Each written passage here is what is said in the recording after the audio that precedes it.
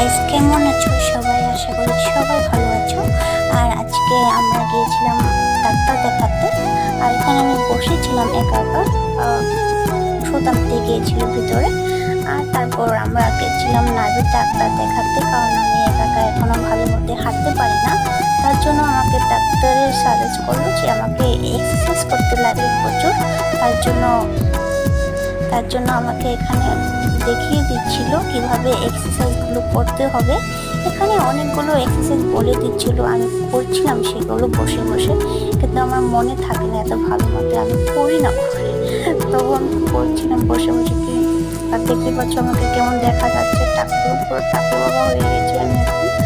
আর তোমরা অবশ্যই আমার জন্য প্রার্থনা করবে যেন আমি অনেক তাড়াতাড়ি সুস্থ হয়ে যাই। আর আসার টাইমে মাছ দেখেছিলাম, মাছ কিনে আনলাম। Tata, bye bye.